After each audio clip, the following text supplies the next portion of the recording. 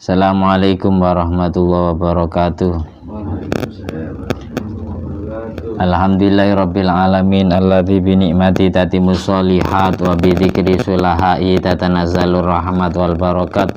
Wassalatu wassalamu ala sayyidi sadat sayyidina maulana Muhammadin qutbil qadat wa ala alihi wa ashabi alan jumi zahirat amma ba'du.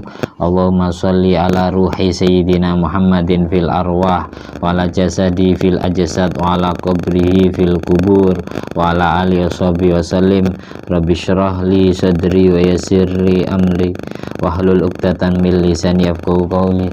Rabbi zidni ilma warzuqni fahma. Allahumma iftah alaina futuhal arifin waj'alna khalisatan liwajhikal karim.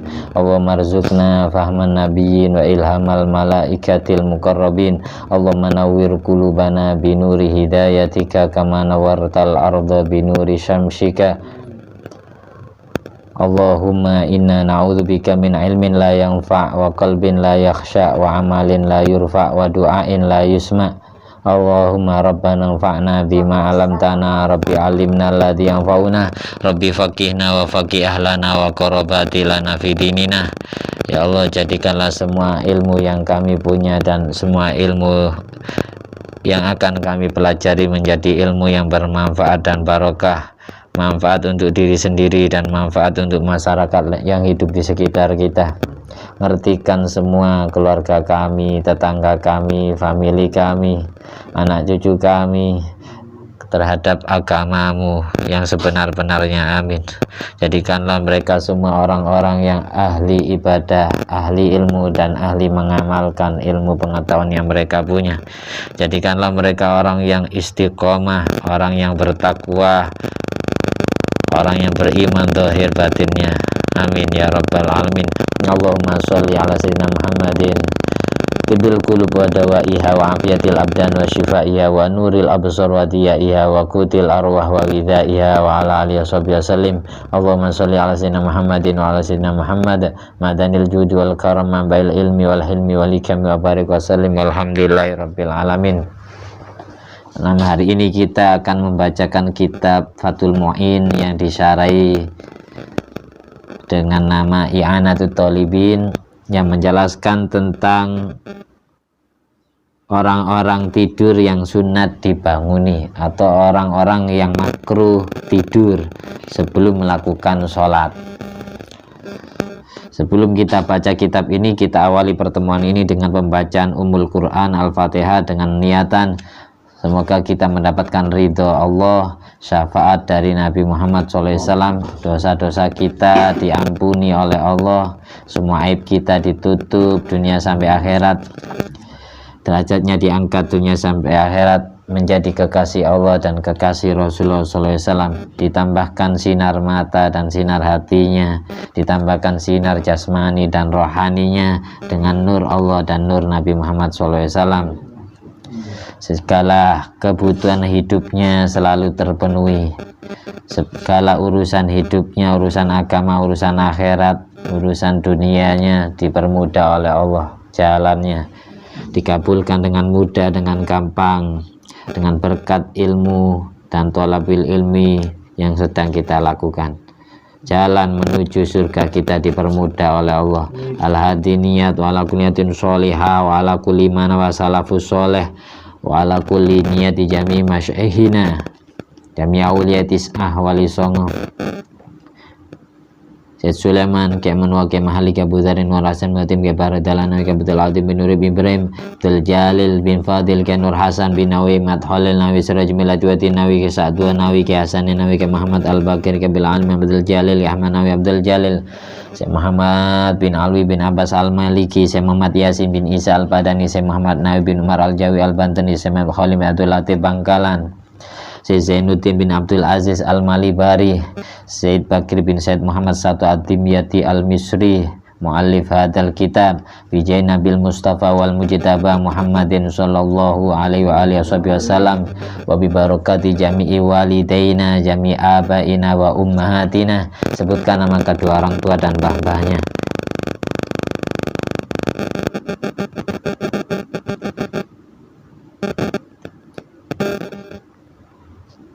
Sya'ulila lana walahumul fatihah. A'udzubillahi minasyaitonirrajim. Bismillahirrahmanirrahim. Alhamdulillahi rabbil alamin. Arrahmanirrahim. Maliki yaumiddin. Iyyaka na'budu wa iyyaka nasta'in. Ihdinas siratal mustaqim.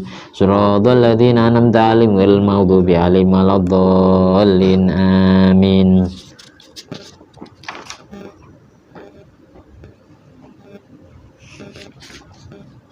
Far'un, sebuah cabang ilmu. Yukrahu an-naumu, dimakruhkan tidur.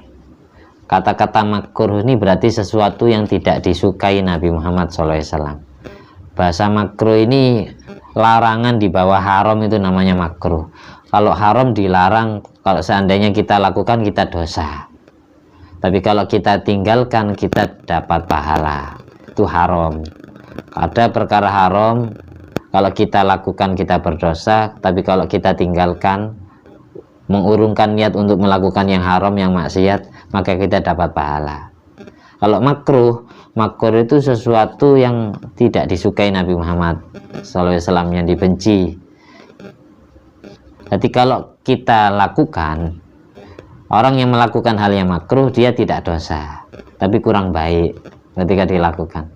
Kalau seandainya kita tinggalkan kita dapat pahala, karena dengan meninggalkan makruh berarti kita menjalankan hal yang sifatnya sunat, kebalikannya. Jadi orang yang melakukan yang makruh berarti dia tidak dosa tapi kurang baik. Far'un yukrahun naum, dimakruhkan tidur ba'da dukhuli waktu sholat. Kapan tidur makruh? Sesudah masuknya waktu sholat. Sholat fardu yang dimaksud, sholat fardu yang 5. Wa qabla fi'liha, dan sebelum mengerjakan sholat tersebut. Contohnya dengar adzan isya, kita tidur itu makruh. Kapan makruh? Ketika sudah masuk waktu isya dan sebelum mengerjakan sholat isya. Dengar adzan maghrib kita tidur itu makruh. Ketika kita tidurnya sudah masuk waktu dan sebelum mengerjakan sholat tersebut. Dengar adzan subuh, kita makruh tidur. Ketika sudah masuk waktu subuh dan sebelum mengerjakan sholat subuh. Jadi hukum tidurnya ini makruh. Bukan hukum meninggalkan sholatnya, hukum tidurnya ini yang dibahas ya. Makruh tidur sesudah masuk waktu sholat dan sebelum mengerjakan sholat tersebut. Kapan hukumnya makruh? Haitsu dzannal istiqot, ketika dia mempunyai praduga kuat, hatinya yakin dengan dia tidur dia pasti bisa bangun, nah mungkin meninggalkan sholat subuh. Waktunya subuh itu dari terbitnya fajar shodiq sampai terbitnya matahari itu 1 jam 1/4 lah. Dia tidur pas dengar adzan subuh, makruh tidurnya. Kapan dihukumi makruh? Ketika dia mempunyai perasaan hati yakin akan bisa bangun sebelum habisnya waktu salat subuh, maka hukum tidurnya makruh. Qabla dhaiki haitsu dhannal istiqadha. Contohnya ini masalah salat subuh ya kan. Ada orang tidur setelah mendengarkan adzan subuh sebelum mengerjakan salat subuh. Tidurnya itu hukumnya makruh kapan? Haitsu dhannal istiqadha, ketika dia yakin bisa bangun qabla dhaikihi, sebelum sempitnya waktu sholat subuh, sebelum habisnya waktu sholat subuh. Dia yakin, saya mungkin biasanya kalau saya tidur pas adzan subuh 30 menit berikutnya saya pasti bangunnya. Dia yakin bisa bangun sebelum habisnya waktu sholat subuh, maka hukum tidurnya itu makruh. Ketika dia punya keyakinan bisa bangun sebelum sempitnya waktu sholat subuh li'adatin, karena sudah terbiasa. Dia kalau tidur pas adzan pasti 30 menit berikutnya bangun. Semisal sudah jadi adat kebiasaan. Tapi kalau tidak punya adat kebiasaan, bukan makruh lagi, nanti bisa haram. Karena yakin meninggalkan sholat. Dengan tidur itu sudah dosa. Ini bahas masalah tidurnya makruh dulu. Kapan tidurnya orang yang sesudah masuk waktu sholat dan sebelum mengerjakan sholat tersebut, hukum tidurnya makruh? apabila dia yakin bisa bangun sebelum habisnya waktu sholat tersebut, karena sudah menjadi adat kebiasaan, dia pasti bisa bangun sebelum habisnya waktu sholat itu. Atau auliiko diwairihi lahu, dia mempunyai keyakinan bisa bangun karena sudah request minta dibanguni oleh orang lain. Saya nanti banguni ya, banguni jam sekian, sebelum habisnya waktu sholat tolong saya banguni biar saya bisa sholat. Sudah pesan ke orang sebelum tidur, sudah pesan minta dibanguni, maka hukum tidurnya makruh, hukum tidurnya. Wa illa, bila mana tidak demikian,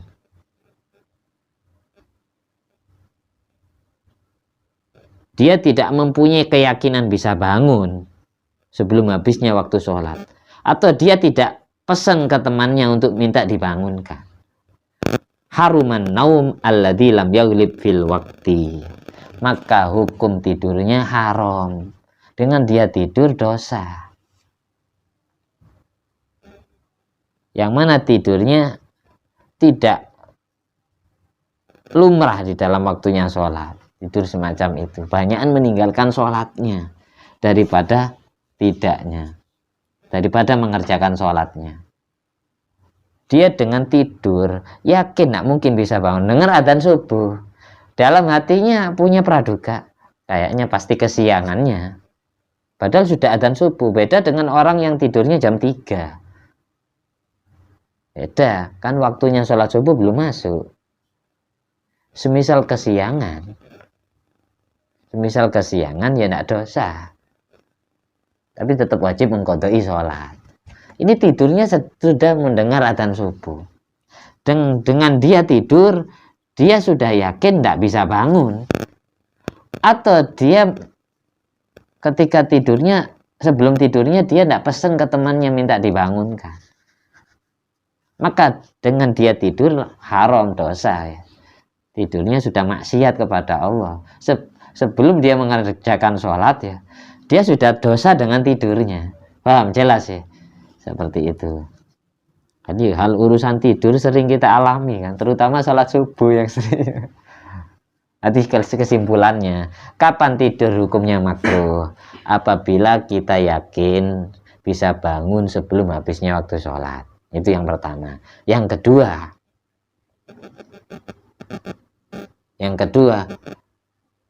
kapan hukumnya makruh? Apabila kita sudah pesan ke temannya minta dibanguni. Yang ketiga, kita tidurnya sesudah masuk waktu sholat dan sebelum mengerjakan sholat itu. Ini hukumnya makruh. Tapi kalau sebaliknya, dia tidur sesudah masuk waktu sholat dan dia tidak request ke temannya minta dibanguni, terus di dalam hati dia punya perasaan, punya asumsi tidak akan bisa bangun, maka dengan tidurnya haram, dosa, maksiat dengan tidurnya. Dapat dosanya tidur, dapat dosanya meninggalkan sholat fardu. Paham ya? Itu ketika sudah masuk waktunya. Kalau sampean takut lupa ya dicatat, ambil dicatat, atau diulangi lagi nanti videonya, diputar ulang. Seperti itu. Terus saya menjelaskan sekarang, baik sholat yang dia kerjakan isya'an kanat aw ghairah, baik sholat isya maupun selain sholat isya, tetap hukumnya demikian, ketentuannya sama.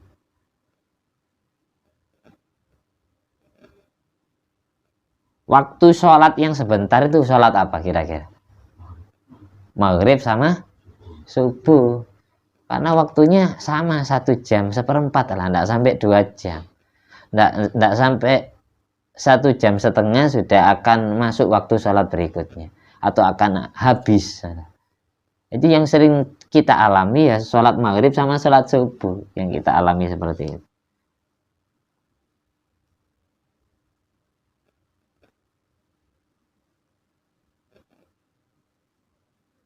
Sholat Jumat juga gitu, jangan tidur waktu qailulah. Tidur waktu qailulah itu disunatkan selain sholat Jumat. Kalau sholat Jumat karena yang jelas syaratnya harus 40 orang, tidak bisa sholat Jumat itu dikerjakan sendiri, atau jamaah berdua menurut mazhab Syafi'i. Tambihun, peringatan, yusannu, disunatkan. Kalau tadi hukum tidurnya, sekarang hukum orang membangunkan temannya yang tidur yang belum sholat. Sekarang yang saya bahas ini hukum membangunkan orang yang tidur bagi orang yang tidak tidur. Saya ulangi, sekarang yang akan saya baca hukum membangunkan orang yang tidur bagi orang yang tidak tidur. Hukumnya gimana bagi yang tidak tidur ini ketika melihat temannya tidur belum sholat? Yusannu, disunatkan. Iqadun naim, membangunkan orang yang sedang tidur, lissolati, karena tujuan sholat. Ini temannya ada yang belum sholat, sampean membanguni orang yang tidur belum sholat, itu hukumnya sunat. Jadi membangunkan orang tidur itu sudah dapat pahala. Kita kecipratan pahala sholat yang dia kerjakan. Karena apa? Gara-gara kita orang itu mengerjakan ibadah. Kalau tidak dibanguni, dia tidak ibadah. Itu sunat membanguni teman yang tidur yang masih belum sholat, itu hukumnya sunat. Kapan? In alima. In ulima, bila mana diketahui annau ghairu muta'addin binaumihi. Kalau temannya yang tidur itu tidak sembrono dengan tidurnya. Aujuhilah halu, atau status tidurnya tidak diketahui, dia sembrono apa tidak, tidak jelas, masih remang-remang. Fa'in ulima ta'addihi binaumihi, kalau dia sudah jelas-jelas diketahui sembrono dengan tidurnya, contohnya ka'an alima annahu nama fil waqti, seperti temannya yang tidur itu diketahui bahwasanya dia tidur sesudah masuknya waktu sholat. Ma'ilmi annahu la yastayqidu fil waqti, padahal dia sudah lumrah dan sudah terbiasa, tidak mungkin bisa bangun. Kalau sudah tidur tidak mungkin bisa bangun, yang jelas otomatis meninggalkan sholat. Itu contoh orang yang tidurnya sembrono.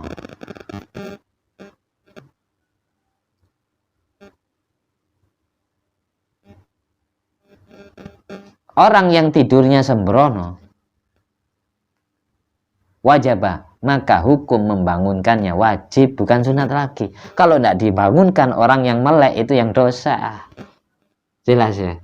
Nah, ada kamu punya teman sudah dengar adzan subuh dia sholat, oh dia tidur, dan dia yakin tidak mungkin bisa bangun kalau sudah tidur karena semalaman bergadang melek. Dengar adzan subuh tidur. Kalau kita biarkan sampai orang ini meninggalkan sholat, kita yang melek ini yang dosa. Karena hukum membangunkannya wajib. Jelas? Nah, jadi saya ulangi lagi. Wajib membangunkan orang yang tidur yang belum sholat ketika tidurnya sembrono. Maksudnya tidur sembrono, dia tidur sesudah masuknya waktu sholat. Dan dia yakin pasti tidak bisa bangunnya. Pasti meninggalkan sholatnya. Sudah dengar adzan subuh masih merem, masih menyempatkan, saya tidur 5 menit. Padahal dia yakin sudah terbiasa tidak mungkin bisa bangun. Pasti kebablasan sampai isya. Tidur maghrib, adzan maghrib pasti nanti bangunnya jam 10. Tidur adzan subuh bangunnya pasti jam 9 siang. Usolli fardhu subuh keawanan. Kesiangan. Jelas ya. Jadi jangan disepelekan urusan. Kadang ada orang tidur mencelakai orang lain, contohnya kayak gini. Nggak ikut tidur, kita kecipratan dosanya, rugi kita. Ya itu tidak enak berteman dengan orang yang tidurnya molor, tidak enak. Yang melek dosa. Kalau diketahui temannya tidurnya ceroboh, sudah mendengar adzan subuh menyempatkan diri untuk tidur, maka yang melek, meskipun yang melek ini sholat subuh, kalau membiarkan temannya terjerumus tidak sholat, maka dia ikut-ikutan dosa gara-gara tidak banguni. Karena hukum membangunkannya wajib. Jadi beda ya. Kalau tadi hukum membangunkannya sunat, kapan? Ketika tidurnya tidak sembrono, tidurnya sebelum masuk waktu sholat. Kayak jam 3 malam temannya tidur, nanti ketika masuk waktu adzan subuh kita membangunkannya hukumnya sunat, tidak wajib. Semisal kebablasan kita tidak dosa kalau kita tidak bangunkan, karena temannya jelas tidur tidak sembrono. Tapi kalau tidurnya sembrono, sudah jelas-jelas masuk waktu sholat, menyempatkan tidur. Kalau kita yang melek ini membiarkan dia kebablasan, tidak sholat, dibiarkan molor ya, maka yang melek ini dosa, karena hukum membangunkannya adalah wajib. Kalau sudah jelas saya teruskan. Jelas ya?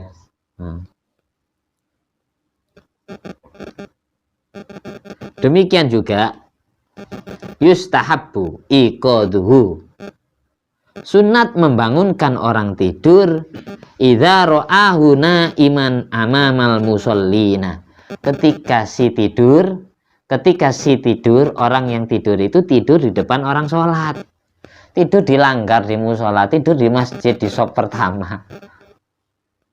Itu membangunkan orang tidur yang tidurnya di depan orang sholat, itu sunat dibangunkan. Jadi sunat membangunkan orang yang tidurnya di depan orang yang sedang sholat. Haitsu qaruba minhum, ketika jarak tempat tidurnya dekat dengan orang sholat. Ketika jarak tempat tidurnya dekat dengan tempat orang sholat, itu sunat. Disuruh nyingkir, suruh bangun. Ada orang sholat, bangun. Kalau tidak dibangun ini kayak sholat jenazah. Iya.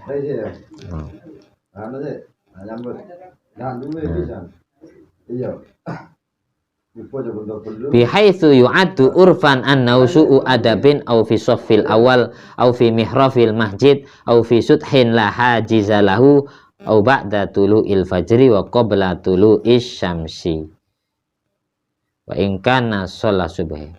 Beda ini. Saya ulangi lagi.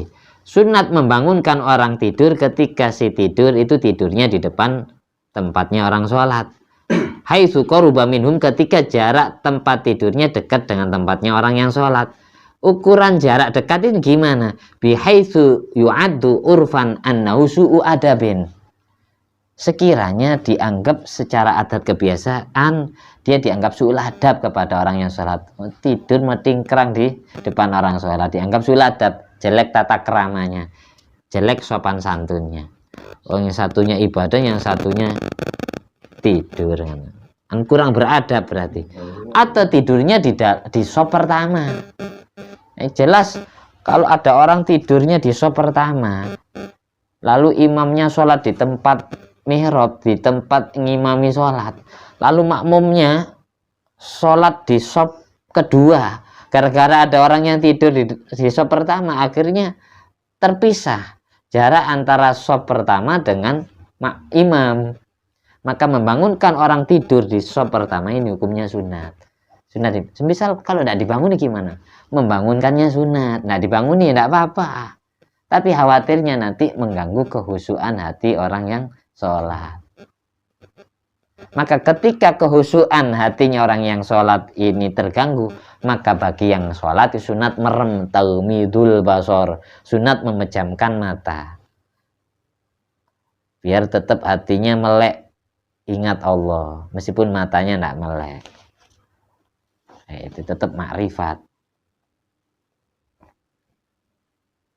Atau tidurnya fi mihrabil masjid, di tempat mihrab, di tempat imam ngimami sholat.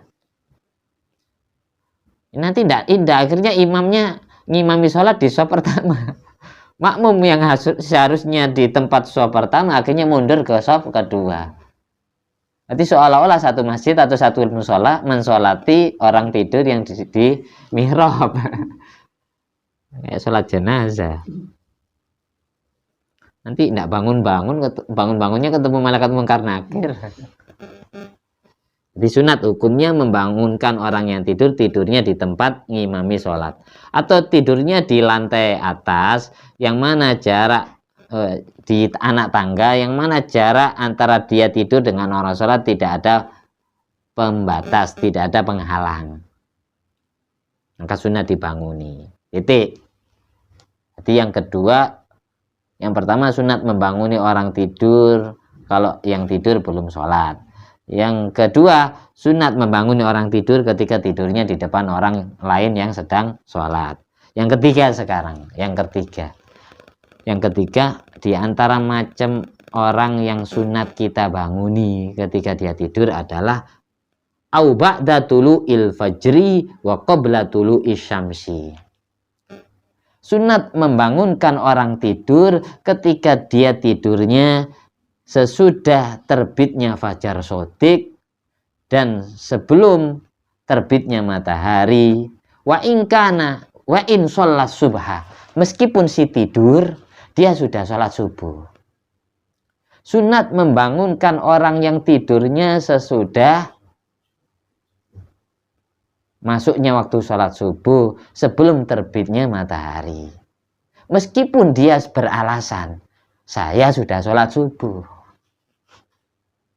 Membangunkan orang yang tidur sesudah sholat subuh sebelum terbitnya matahari, itu hukumnya sunat. Karena apa? Alasannya apa? Li'annal ardo tasihu ay tarfa'u sautaha ilallah min naumati alimin hina idin. Karena bumi yang ditiduri oleh orang yang tidurnya sesudah subuh itu berteriak kepada Allah, mengeluh, tidak terima kalau ditiduri oleh makhluk-makhluk, oleh manusia yang tidurnya sesudah subuh sebelum terbitnya matahari. Karena apa? Li'anna Allah yaksimur rizqa hina idin. Karena sesungguhnya Allah mengirimkan rizki di waktu itu. Jadi rizki yang Allah kirimkan, yang Allah bagi-bagikan untuk semua hambanya itu turunnya sesudah subuh sebelum terbitnya matahari. Ba'da tulu'il fajri qabla tulu'is syamsi. Jadi Allah mengirimkan rizki kepada hambanya itu sesudah subuh sebelum terbitnya matahari. Jadi kalau ada teman kita yang tidurnya sesudah subuh, meskipun alasannya sudah sholat subuh, sebelum terbitnya matahari tidurnya, itu tetap sunat dibanguni. Karena kasihan orang yang istiqomah tidur di waktu itu yang jelas seret rizkinya. Tidak dapat jatah rizki. Waktunya malaikat dum-dum rizki dia tidur. Kalau fakir kerjaannya seret, pelanggannya mati, jaring atau bondet tidak dapat, jangan disalahkan. Jangan nyalakan Allah, jangan protes ke Allah. Oh, kamu saya kirimi rezeki, kamu tidur, ya tidak dapat, jalan sendiri. Jadi bagi kita yang terbiasa tidur sebelum terbitnya matahari, itu kalau bisa kebiasaan buruk ini kita tinggalkan. Karena naumah tidur ba'da sholati subhi wa qabla tulu'i syamsi yudhibu barokatal umri wa barokatal rizki. Orang yang tidurnya sesudah subuh sebelum terbitnya matahari ini menghilangkan barokahnya rizki yang dia punya dan menghilangkan barokahnya umur. Cepat tua, cepat sakit-sakitan, masih muda sudah penyakit datang semua. Sudah barokahnya rizki dia tidak punya, rizkinya tetap seret, meskipun kerjanya payah tapi ya tidak suge-suge ya, tidak kaya-kaya. Terus dia cepat tua, cepat keriput. Banyak penyakit yang datang di masa mudanya. Usia 30 sudah rematiken, sudah kencing manis, sudah kolesterol, sudah asam urat. Ya, gitu. Jadi jangan terbiasa tidur sesudah subuh sebelum terbitnya matahari. Saya sudah istiqomah bertahun-tahun, misal ya. Hampir alasan kayak gitu. Saya sudah istiqomah bertahun-tahun, gimana Ustaz? Dia diperangi pelan-pelan. Namanya orang merubah dari kebiasaan 100% itu tidak bisa. Kalau yang bisa itu merubah dari kebiasaan semula. Pelan-pelan. Kita perangi. Kalau tidak bisa wiridan ya, sesudah sholat subuh, kita jalan-jalan olahraga itu lebih baik daripada kamu tidur. Mending kamu senam pagi daripada kamu tidur. Mending kamu ngopi daripada tidur. Meskipun kamu tidak wiridan, tidak ibadah, tapi kalau bisa ya wiridan. Karena fadilahnya orang pikiran sesudah subuh nyambung ke terbitnya matahari. Padahal waktu terbitnya matahari mulai adzan subuh sampai terbitnya matahari itu cuma 1 jam seperempat. Nggak sampai 1,5 jam. Sebentar kita nahan nggak tidur 1,5 jam itu masa nggak kuat. Setelah terbitnya matahari, 15 berikutnya akan masuk waktu sholat duha plus waktu sholat isyraq yang disebut irtifa'us syamsi kaqadri rumhin. Terangkatnya sinar matahari kira-kira 1 tombak. Terangkatnya sinar matahari atau waktu irtifa kira-kira 1 tombak itu 15 menit setelah tulu usyamsi, setelah terbitnya matahari. Jadi setelah matahari terbit tidak ada kesunatan sholat, entah itu sholat isyraq, entah itu sholat duha. Waktunya sholat duha itu masuk ketika terangkatnya sinar matahari kira-kira 1 tombak, yaitu 15 menit setelah terbitnya sinar matahari. Sampai kapan berakhirnya waktu sholat duha? Sampai zawal, sampai datangnya waktu sholat duhur. Jadi waktunya sholat duha itu panjang. Mulai dari 15 menit setelah terbitnya matahari, yaitu 6:30, sampai kalau sekarang 6:30, sampai nanti 11:30. Berapa jam waktunya sholat duha? 6:30, 7:30, 8:30, 9:30, 10:30, 11:30, 11:30. 5 jam waktunya sholat duha. Dengan kita sholat duha, dosa kita luntur, dosa yang akan datang dan yang sudah lalu. Itu fadilahnya sholat duha. Bukan hanya melancarkan rezeki, tanpa kamu minta lancar sendiri. Ya gitu. Jadi bagi orang yang sholat duha jam 10 ya silakan. Jam 11 silakan, belum duhur kok. Duhurnya kan 11:30. Jadi kalau kita punya HP, nah, ada digital falak itu ya. Biasanya setelah dengar adzan subuh, biasanya digital kamu itu ada tulisan waktu tulu kurang, semisal kurang 1 jam 15 menit, kurang 65 menit semisal waktu tulu. Jadi waktu tulu itu berarti waktu terbitnya matahari. Ketika sudah tulu, sudah terbit matahari, nanti ada keterangan digital falak itu, waktu sholat duha kurang 30 menit. Waktu sholat duha kurang 20 menit. Kadang gitu keterangannya. Ketika masuk waktu sholat duha, berarti masuknya waktu sholat isyraq dan waktunya sholat duha. Tapi sholat isyraq itu sebentar waktunya. Cuma 15 menit, cuma 10 menitan. Jadi awal masuk waktu sholat duha, awal irtifa'us syamsi, terangkatnya sinar matahari kira-kira 1 tombak, yaitu 15 menit setelah terbit atau 20 menit setelah terbit. Kalau kitabnya Habib Ali bin Hasan Baharun, kitab Fathul Alam, kitab Asyamsul Muniro, dijelaskan irtifa'us syamsi kaqadri ruhini 15 menit, 15 daqa'iq 15 menit setelah tulu usyamsi, setelah terbitnya matahari. Ketika sudah tulu, enggak boleh kita sholat dulu. Belum masuk waktunya sholat. Sholat duha belum, sholat isyraq belum. Nunggu 15 menit berikutnya atau 20 menit berikutnya kalau kita hati-hati. Atau 30 menit berikutnya baru kita sholat duha. Sholat isyraq dulu 2 rakaat. Baru sholat duha. Orang katanya guru saya, orang yang ahli sholat isyraq itu ya, bercahaya wajahnya, bercahaya kehidupannya, ya karismatik, disenangi banyak orang tanpa perlu diminta. Sholat duha itu yang melunturkan dosa-dosa kita, terus melancarkan rezeki-rezeki kita tanpa perlu kita niatan ke sana. Intinya semua ibadah yang ikhlas adalah ketika kita ibadahnya niat ingin mencari ridhonya Allah.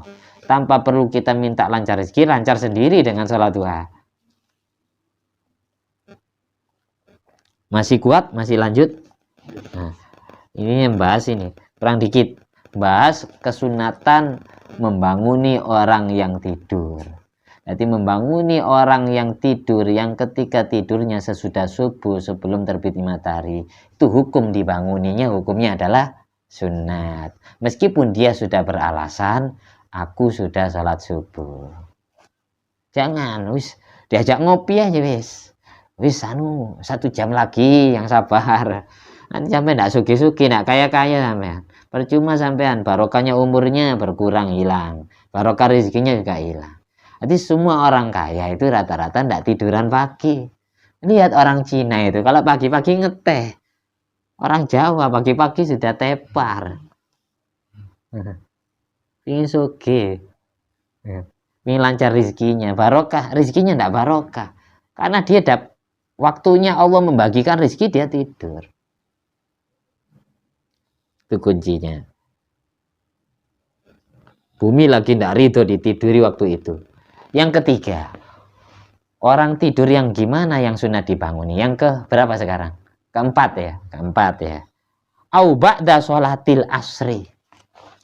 Orang yang tidurnya sesudah masuk waktu sholat asar, sebelum terbenamnya matahari.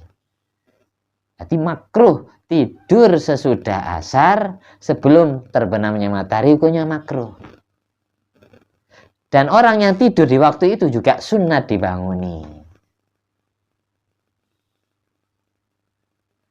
Dia akan kehilangan barokah ilmu, barokah rizki batin. Biasanya Allah ngasih rizki dohir yang kelihatan mata, sandang, pangan, papan itu pagi.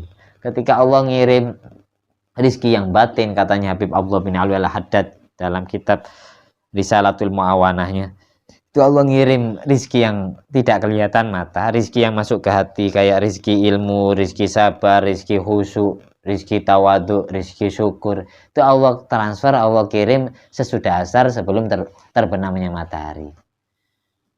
Lagian ya kelihatan kayak nampak orang gila, orang yang senang tidur surup-surup itu. Ya Pak, dibangun, setelah bangun paling tidak sadar, disapa tidak kenal teman, matanya merah ya. Makanya dikuat-kuatkan. Kalau gini kita sudah berusaha tidak tidur, tapi tiba-tiba terlelap sendiri, sudah wis takdir berarti. Yang penting kita berusaha tidak tidur. Jadi intinya makruh tidur sesudah subuh sebelum terbitnya matahari, makruh tidur sesudah asar sebelum terbenamnya matahari, dan sunat membanguni orang tidur sesudah subuh sebelum terbitnya matahari, dan sunat membanguni orang yang tidurnya sesudah asar sebelum terbenamnya matahari. Ya. Berikut yang kelima, orang yang sunat dibanguni ketika tidur. Au khalian fi baitin wahdah. Orang yang tidurnya di dalam rumah sendirian. Tidak ada satupun orang di dalam rumah itu kecuali hanya dia. Itu makruh tidur sendiri di dalam rumah. Karena apa? Rawan diganggu setan. Fa innahu makruhun. Makruh. Karena biasanya absaab atau rep-rep itu datang dan berani mengganggu, jin-jin itu datang berani mengganggu orang yang tidurnya sendirian. Tapi kalau tidurnya berdua, ada temannya di pinggirnya, biasanya tidak diganggu. Kayak gitu. Itu yang kelima ya. Orang yang sunat dibanguni tidur, orang yang tidurnya sendirian di dalam rumah. Tidak ada temannya sama sekali. Karena tidur sendiri di dalam rumah itu makruh. Aunamatil mar'atu mustalqiyatan wa wajhuha ilas sama. Yang keberapa sekarang? Yang keenam. Yang keenam, orang yang sunat dibanguni adalah wanita yang tidurnya terlentang, wajahnya dihadapkan ke langit. Kalau ada perempuan tidurnya terlentang, itu bahasanya melumah. Orang perempuan ini bukan orang laki-laki loh. Orang perempuan yang tidurnya melumah, terlentang. Itu sunat dibanguni. Karena rawan dilihat Sofi. Yang jelas ada gundukan-gundukan yang menonjol ke depan. Takut dinaiki jin Sofi. Takut. Jadi semua wanita itu makruh kalau tidurnya terlentang. Rawan diganggu setan manusia, jelmaan manusia, rawan diganggu setan yang asli setan. Biasanya wanita kalau tidurnya terlentang itu kayak gondoruo itu seneng. Jangankan gondoruo, yang manusia pun seneng. Sopi, misal ada cewek gadis tidur di pos misalnya, senengan, apa itu ya? Indah. Jadi semua wanita tidur terlentang makruh hukumnya. Beda dengan laki-laki, tidur terlentang sunat. Karena tidur terlentang sebagaimana di kitab Ihya Ulumuddin, tidur terlentang itu naumatul anbiya. Tidurnya para nabi Allah, yatafakkaruna fi khalqis samawati wal ardi, untuk memikirkan galaksi alam semesta. Biasanya hamba Allah yang soleh, para nabi itu tidurnya terlentang karena tafakkur. Itu khusus laki-laki. Laki-laki sunat tidur terlentang. Kalau perempuan makruh tidur terlentang, ngerti ya? Itu beda laki-laki dengan perempuan. Sampai sampaikan ke ibu kamu, ke adik perempuan kamu, atau yang punya istri ke istri kamu. Punya istri ya, punya istri. Oh punya. Enggak, biar nak ngantuk saya tanya. Punya itu biarkan yang tidur. Barangkali mimpi ya, mimpi Kanjeng Nabi. Nah, terus berikutnya yang nomor berapa? 7. Au nama rajulun awimro'atun mumbatihan ala wajhi. Yang ketujuh, orang yang sunat dibanguni adalah orang laki-laki atau orang perempuan yang tidurnya terkapung, yang tidurnya tengkurap, menggurap dengan menghadapkan wajah ke bumi, berarti tengkurap. Laki-laki maupun perempuan tidur tengkurap itu hukumnya makruh. Bagi orang yang mengetahuinya, sunat membanguni. Kalau memang tidak bisa dibanguni, ya dimiringkan. Tapi kalau perempuan, jangan kamu yang miringkan, biar suaminya sendiri, atau orang tuanya sendiri. Jangan Bung Holid yang disuruh. Hati intinya gitu. Semua laki-laki, semua perempuan, kalau tidurnya tengkurap, ini hukumnya makruh. Dan sunat dibanguni. Suruh miring nggak? Kalau perempuan, entah itu miring ke kanan atau miring ke lambung kiri. Kalau laki-laki, suruh melumah, suruh terlentang, atau suruh miring. Intinya laki-laki maupun perempuan makruh kalau tidurnya tengkurap. Tidurnya tengkurap. Karena apa kok tidur tengkurap ini makruh hukumnya? Fa innaha dhaj'atun yubghiduhallahu ta'ala. Karena tidur tengkurap adalah tidur yang sangat dibenci oleh Allah. Kalau di kitab Ihya Ulumuddin dijelaskan naumatus syayatin, tidurnya setan itu tengkurap. Kita ini tidak boleh niru perbuatan setan. Orang yang mengkurap tidurnya ini sama seperti niru perbuatan setan. Karena semua setan kalau tidur itu tengkurap. Tidur tengkurap Allah benci. Jadi makruh tidur tengkurap. Ketika orang yang melek kelihatan temannya tidur tengkurap, miringkan. Kalau memang tidak bisa dibanguni, suruh melumah, suruh terlentang, atau suruh miring ke kanan atau ke kiri. Kalau memang yang tidur itu laki-laki. Kalau perempuan, semisal melihat perempuan tidur tengkurap, maka disuruh miring ke kanan atau miring ke kiri. Oh, jangan suruh melumah, ya makruh juga. Itu perempuan. Kalau tidur miring ke kanan, ini sebagaimana tidurnya Nabi Muhammad SAW. Nabi Muhammad itu kalau tidur miringnya ke kanan, tapi membentuk kalimat Muhammadun. Nabi Muhammad SAW itu kalau tidur gini, miring ke kanan ya kayak orang dikubur gitu, kan kepalanya di utara, kakinya di selatan.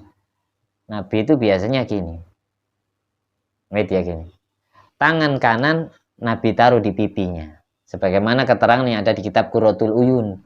Di Qurratul Uyun dijelaskan, tidurnya Nabi Muhammad SAW membentuk kalimat Muhammad. Tidur miring ke kanan, kepala di utara, kaki di selatan, lalu tangan kanan ditaruh di pipi. Ketika tangan kanan ditaruh di pipi, otomatis akan membentuk huruf mim pertama. Dan otomatis akan membentuk huruf H. Muhammad.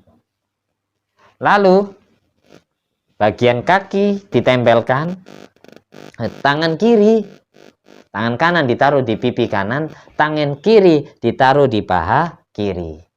Ketika tangan kiri ditaruh di paha kiri, maka otomatis akan membentuk mim yang kedua. Muhammad. Ya, ini ada bolongannya, lubangnya. Muhammad. Nah, untuk betis dan paha ditekuk agar menjadi huruf dal. Muhammad. Itu tidurnya Nabi Muhammad SAW.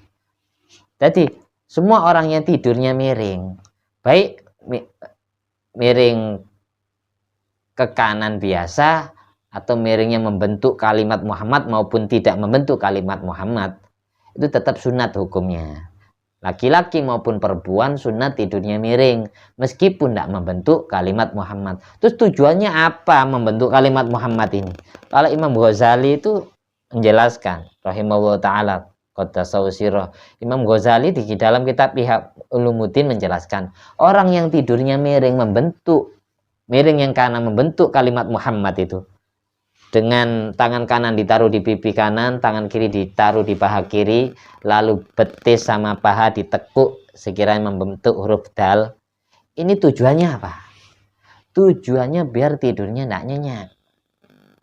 Biar tidurnya semolor apapun dia akan cepat bangun sendiri. Ketika dia cepat bangun, dia tidak gampang meninggalkan sholat. Jangankan sholat tahajud, sholat subuh pun tidak dia tinggalkan. Sholat maghrib pun tidak dia tinggalkan. Itu tujuan orang yang tidur membentuk kalimat Muhammad itu biar tidurnya tidak nyenyak intinya. Biar cepat bangun, tidak meninggalkan ibadah kepada Allah. Secapek apapun dia, pasti akan ada malaikat yang Allah utus untuk membangunkan dia. Jadi tidak ada yang ceritanya kesiangan atau kebablasan, molor. Kalau tidurnya miring ke kiri, apa faedahnya? Makanya di dalam kitab Ihya dijelaskan tidur yang miring ke kanan itu naumatul aulia wassolihin. Tidurnya para wali dan tidurnya orang soleh itu miring ke kanan. Niru tidurnya Nabi Muhammad SAW. Kalau tidurnya para nabi yang selain Nabi Muhammad SAW adalah tidur terlentang karena memikirkan atau tafakur atau meditasi galaksi alam semesta ciptaan Allah. La ayatil ulil albab, orang yang mempunyai mata hati yang tajam adalah alladzina yadhkurunallaha qiyaman wa qu'udan wa ala junubihim. Orang yang sering berzikir kepada Allah dalam keadaan dia berdiri, dalam keadaan dia duduk, dalam keadaan dia berbaring tidur. Wa yatafakkaruna fi khalqis samawati wal ardi, rabbana ma khalaqta hadza batila subhanaka faqina adzabannar. Di samping dia berzikir dalam keadaan apapun, dia juga sering mikir kehebatan atau keajaiban ciptaan Allah di muka bumi dan di langit ini. Menganggap semuanya batil, tidak benar, yang hak adalah Allah. Allah Maha Suci dari kekurangan. Itu yang dipikir-pegang itu. Tidurnya orang soleh dan tidurnya para wali itu miring ke kanan. Sama kayak tidurnya Nabi Muhammad SAW. Tidurnya para nabi yang selain Nabi Muhammad SAW adalah tidur terlentang. Kalau tidur miring ke kiri, tidurnya siapa? Naumatul muluk. Tidurnya para raja. Tidurnya para penguasa. Tidurnya para pejabat. Untuk apa mereka tidur miring ke lambung kiri? Lihadmihim ta'amahum.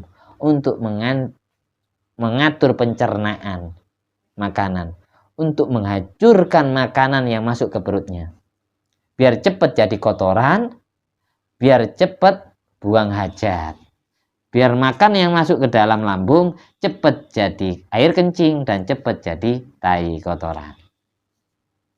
Itu tujuannya. Sampai kalau sekelen ya, ngerti sekelen apa istilahnya? Kalau sering kalau buang air besar BAB itu sering atos keras ya, itu habis makan tidurnya miring ke kiri biar cepat hancur. Kalau sudah cepat hancur akan cepat jadi kotoran dan jadi kencing. Kalau sudah cepat jadi kotoran dan jadi kencing, kita cepat lapar, cepat makan lagi. Itu tujuannya. Kalau para raja penguasa itu tidurnya miring lambung kiri. Tapi ada thoriqah yang diajarkan Imam Ghazali, orang yang ingin hancur makanan yang sudah dia makan, ingin cepat jadi kotoran, itu ada 3. Yang pertama, boleh milih nih, sampai habis makan kenyang ya, biar cepat lapar lagi, biar cepat jadi kotoran atau jadi kencing. Itu caranya 3. Yang pertama, qiraatul Quran walau juz'an. Membaca Al-Quran minimal 1 juz. Membaca Al-Quran minimal 1 juz. Habis makan terus baca Quran 1 juz. Itu cepat makanan itu yang masuk ke perut kita cepat jadi kotoran. Makanya semua orang yang ahli baca Quran sehat-sehat. Karena tidak ada makanan yang mendatangkan penyakit, semuanya jadi obat yang menyehatkan jasmani rohaninya. Itu rahasia baca Quran di situ. Terus yang kedua, kalau memang tidak bisa baca Al-Quran sesudah makan, melakukan sholat sunat 4 rakaat. 2 rakaat salam, 2 rakaat salam. Entah sholat sunat qobliyah ba'diyah, atau sholat sunat duha, sholat sunat witir. Habis makan sholat sunat 4 rakaat.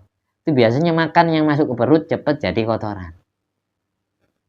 Jadi semua virus, wabah, penyakit yang ada di dalam jasmani dan rohani kita cepat terbuang dari badan kita. Jadi kita tidak gampang sakit-sakitan karena penyakitnya sudah dikeluarkan, terwakili air kencing dan kotoran yang keluar dari anus kita. Yang ketiga, yang terakhir, caranya biar makanan yang sudah kita makan cepat jadi kotoran adalah membaca subhanallah walhamdulillah wala ilaha illallah wallahu akbar wala haula wala quwata illa billahil aliyil azim. Baca bersama-sama. Subhanallah walhamdulillah wala ilaha illallah wallahu akbar wala haula wala quwata illa billahil aliyil azim. Subhanallah alhamdulillah wala ilaha illallah wallahu akbar wala haula wala quwata illa billahil aliyil azim.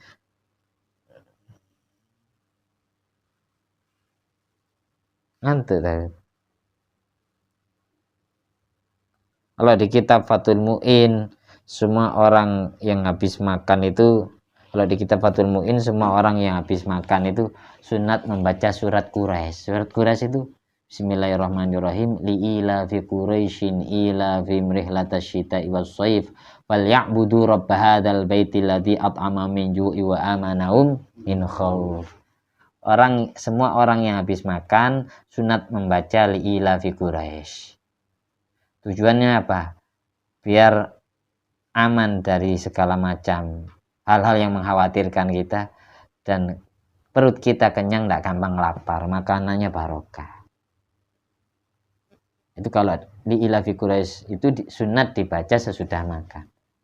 Aslinya kalau kita habis makan membaca hamdalah, alhamdulillahnya gini, ayo bersama-sama ikuti. Alhamdulillah alladzi at'amani hadat ta'am wa razaqanihi min ghairi haulin minni wala quwwatin.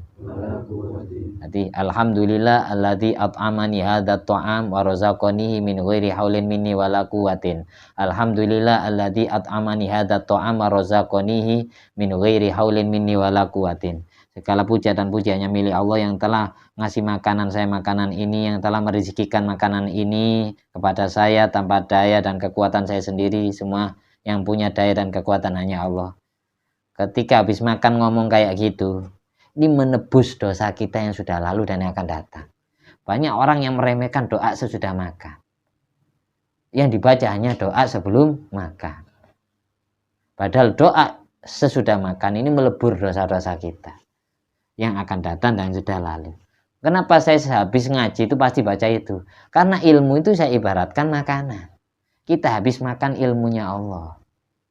Hati kita syukuri. Jadi saya baca doa sesudah makan tujuannya satu, kita mensyukuri rizki makanan yang berupa ilmu ini yang menjadi rizkinya rohani kita. Yang kedua, biar kita selalu ingat doa sesudah makan. Itu maksud saya gitu. Sama, doanya sama.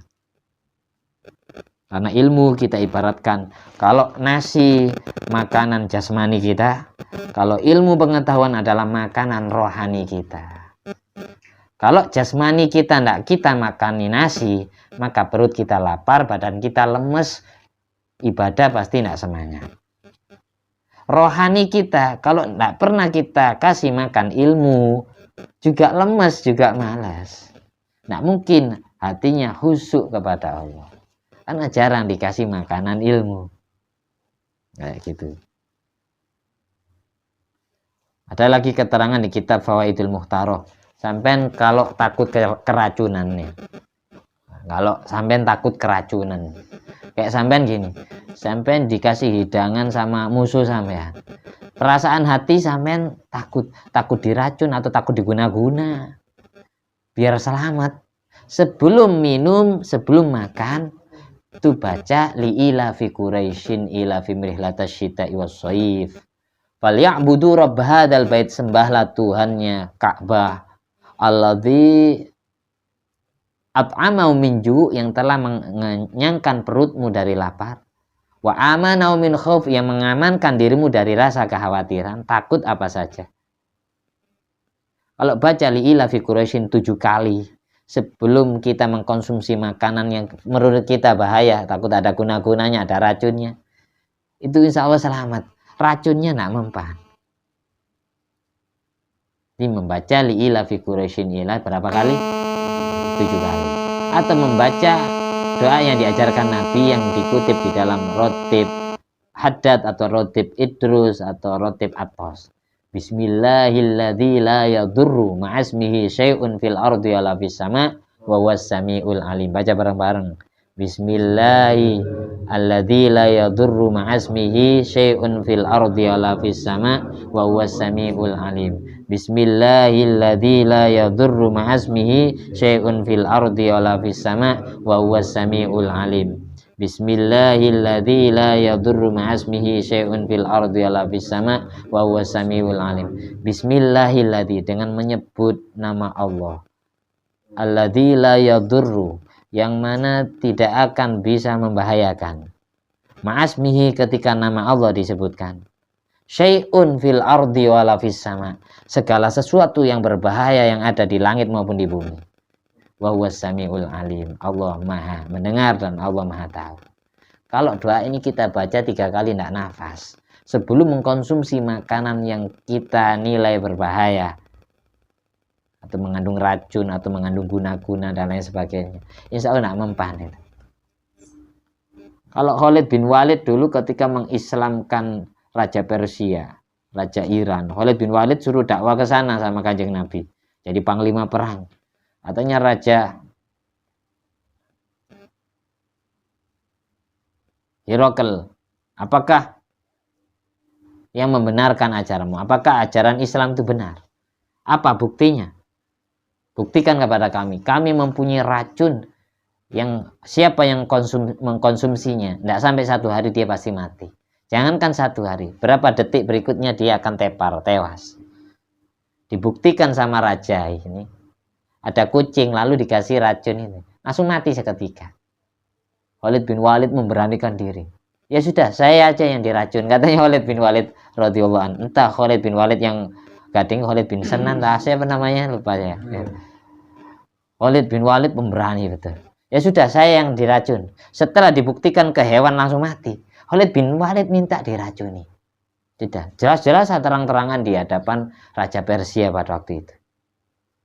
Yang dibaca apa Khalid Walid?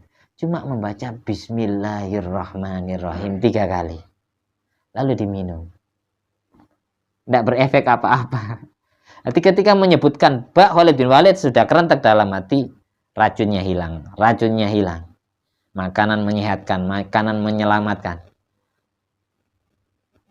Tidak menimbulkan penyakit sama sekali, menimbulkan obat. Makanan Allah datangkan obat. Allah jadikan obat untukku. Nanti diminum gini, tidak berefek apa-apa. Ditunggu 1 menit, 5 menit, ya sehat-sehat saja Khalid bin Walid. 10 menit itu masih tetap. Akhirnya semua negara masuk Islam gara-gara Khalid bin Walid. Sampai berani kayak gitu. Jadi dibaca cuma Bismillahirrahmanirrahim.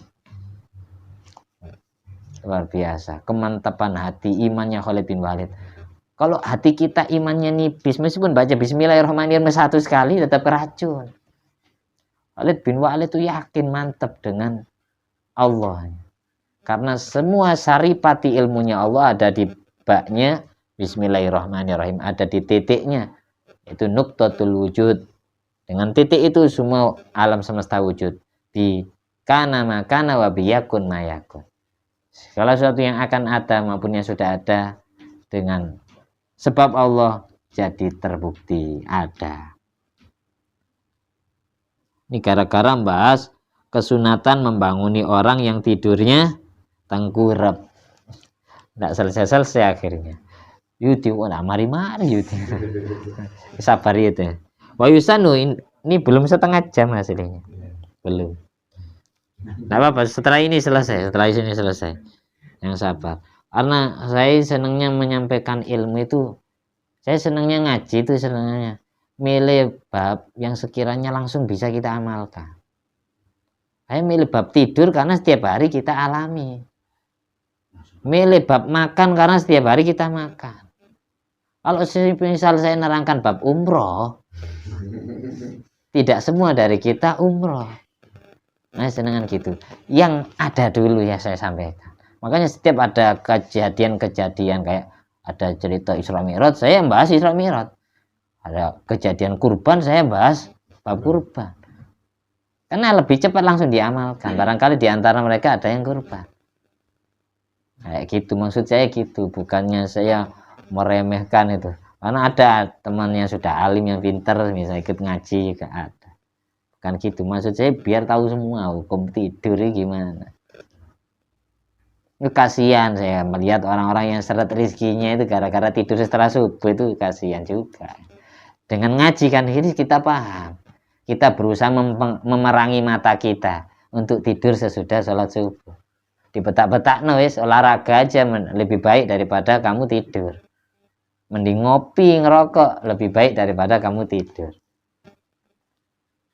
Kalau nggak bisa baca Quran. Tapi kalau bisa ya ada wiritannya. Karena orang yang wiritan sesudah subuh sampai terbitnya matahari itu mendapatkan pahala sama seperti pahala orang yang haji dan umroh. Kalau nak nyambung-nyambung, nak ngomong belas ini. Sesudah sholat subuh sampai nyambung terbitnya matahari, tidak berkalam selain zikir kepada Allah. Buat ngaji Quran, kayak buat baca istighfar, apa sholawat. Terus nyambung sampai terbitnya matahari. Itu fadilahnya dapat pahalanya orang ibadah haji umroh. Sampai mau mengumpulkan duit untuk umroh untuk haji lama 30 juta. Kerjanya becak, ngasong ya. Lama, meskipun bisa tapi masih nabung. Yang mending setiap hari kita umroh. Setiap hari kita umroh, setiap hari kita haji dengan cara zikiran sesudah subuh sampai terbitnya matahari. Dibetah-betah wis 1 jam. 1 jam 15 menit atau 1 jam 20 menit lah. Atau 1 jam 30 menit kalau kita hati-hati. Mulai dari adzan subuh sampai terbitnya matahari itu. Wa yusanu iqadu ghairihi li sholatil lail. Juga yang ke berapa ini? 8. Sunat membangunkan orang lain. Sunat membangunkan orang lain yang tidur. Dibanguni untuk apa? Li sholatil lail, agar dia bisa sholat malam, agar dia bisa sholat tahajud.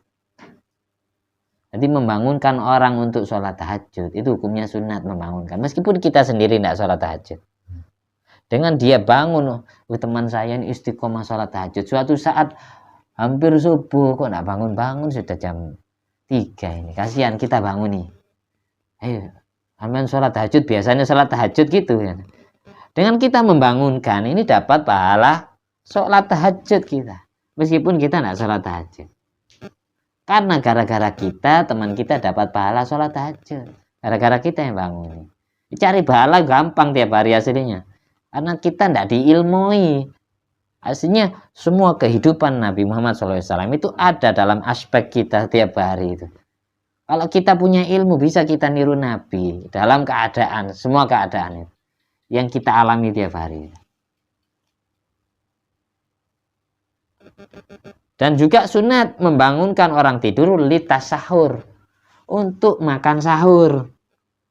Orang ini istiqomah puasa ini. setiap Senin Kemis. Malam Seninnya dibanguni ketika tidur. Sahur, sampean kan besok puasa. Bukan hanya puasa sunat, puasa Ramadan. Jadi anak patrol itu kalau niatannya menjalankan sunnah Rasul, betul-betul membangunkan orang sahur, bukan hanya niatan musikan ya, hanya refreshing, sukaria. Dia dengan kotean, tabuhan, terbangan, nyanyian, niatannya membangunkan orang sahur, itu sudah dapat pahala. Dia bisa, orang lain bisa kuat ibadah puasa gara-gara makan sahur. Dia bisa makan sahur gara-gara kita berisi, kita rame-rame. Tapi waktu sahur itu perlu diketahui. Waktu sahur kapan masuknya? Nisful lail. Yadkhulus suhur binisfil lail. Waktu sahur itu masuk ketika sudah paruh malam. Jam 12 malam ke atas. Patrol jam 10. Ganggu orang tidur. Jam setengah 12 patrol. Tidak dapat pahala, tambah dapat dosa, ganggu orang tidur. Patrol itu di atas jam 12 malam. Karena waktu sahur itu masuk ketika jam 12 malam ke atas.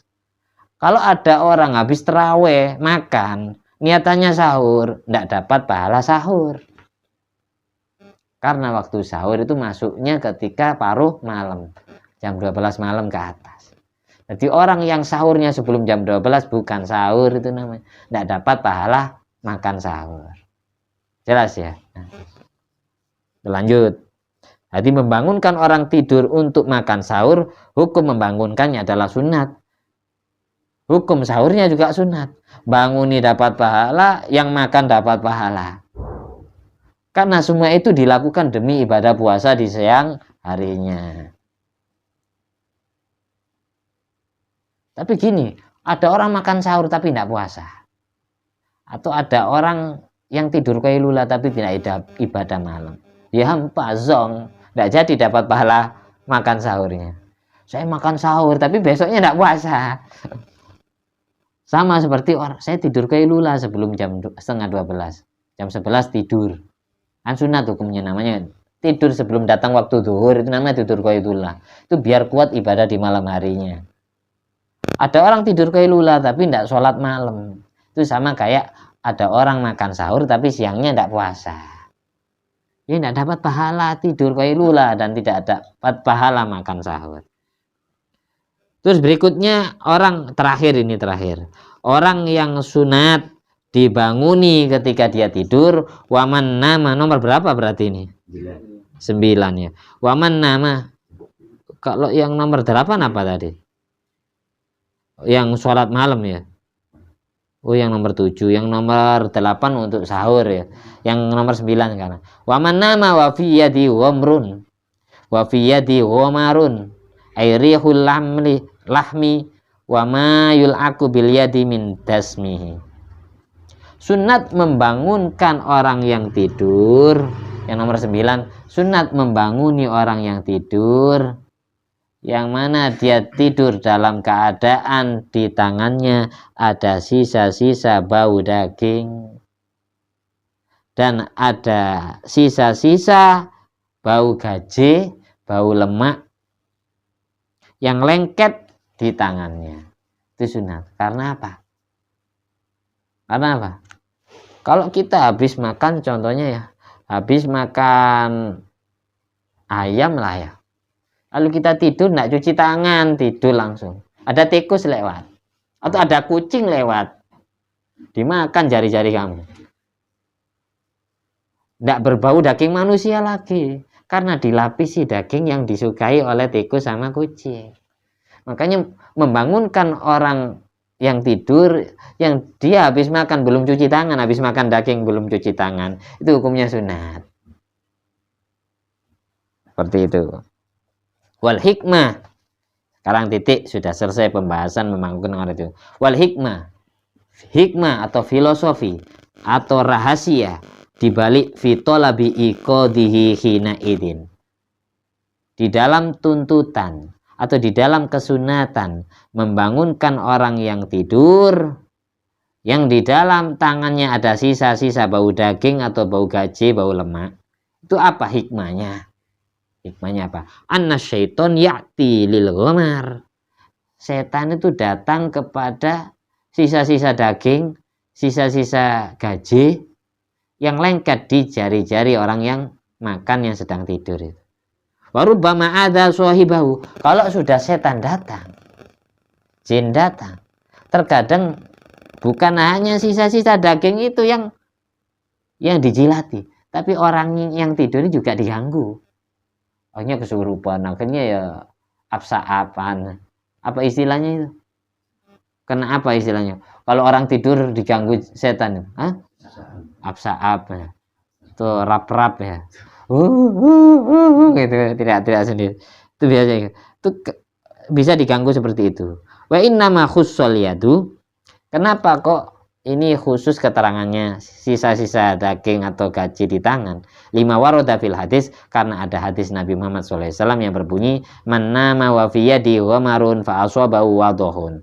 Barang siapa yang tidur yang di dalam tangannya ada sisa-sisa bau daging atau gaji, lantas dia tertimpa bencana, fala yalumanna illa nafsah, maka jangan kau salahkan kecuali salahkanlah dirimu sendiri. Wal wadoh al baros, penyakit belang. Afadau Jamal, saya Sulaiman al Jamal.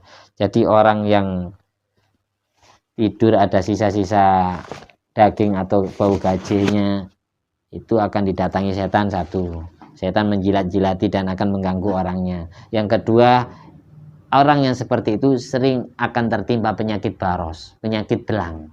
Penyakit belang itu penyakit yang mirip panu tapi bukan panu. Putih-putih yang mirip panu tapi bukan panu. Kok seandainya yang putih-putih itu kita cubit, tidak akan terasa sakit. Karena apa? Karena tidak ada darahnya. Itu penyakit belang itu gara-gara sering tidak cuci tangan sehabis makan daging, sehabis makan samin, ya, sehabis makan sisa-sisa gajinya masih ada. Makanya bersihkan betul habis sabuni biar tidak ada sisa-sisa bau gaji atau bau dagingnya. Terutama habis makan sapi, daging sapi atau daging ayam, daging kambing. Mudah-mudahan apa yang saya sampaikan ini bermanfaat ya, barokah untuk kita pribadi dan untuk orang-orang yang menyaksikan pengajian ini. Dan tolong sampaikan kepada orang-orang yang masih belum paham, biar ilmu kita menjadi sodako jariah kita. Meskipun kita mati gara-gara kita ngasih ilmu ke orang lain yang tidak tahu ilmu yang kita punya, setiap orang itu mengamalkan ilmu, kita dapat kiriman pahala. Tabungan akhirat kita, ATM akhirat kita tertransferi pahala orang lain. Di alam kubur kita tenang-tenang. Murid-murid ngamalkan ilmu. Orang-orang yang pernah diajari ilmu ngamalkan ilmunya. Dikirimi pahala ilmu yang diamalkan. Gurunya juga dikirimi.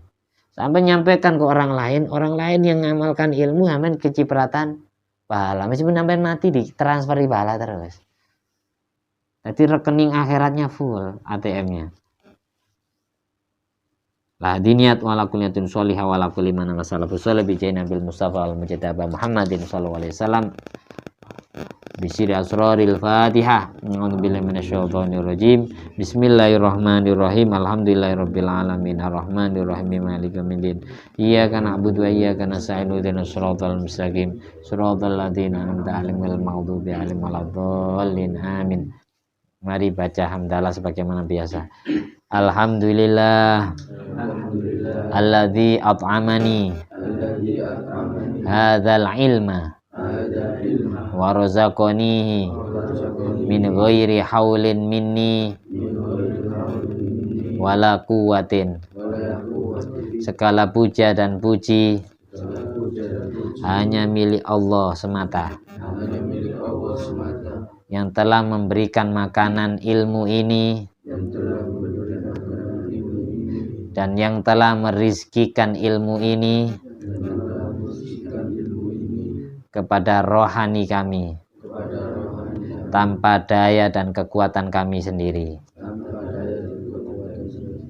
Allahumma sholli ala Sayyidina Muhammad wa ala ali Sayyidina Muhammad bifadli Subhana rabbika rabbil izzati amma yasifun wa salamun alal mursalin walhamdulillahi rabbil alamin. Wassalamualaikum warahmatullahi wabarakatuh.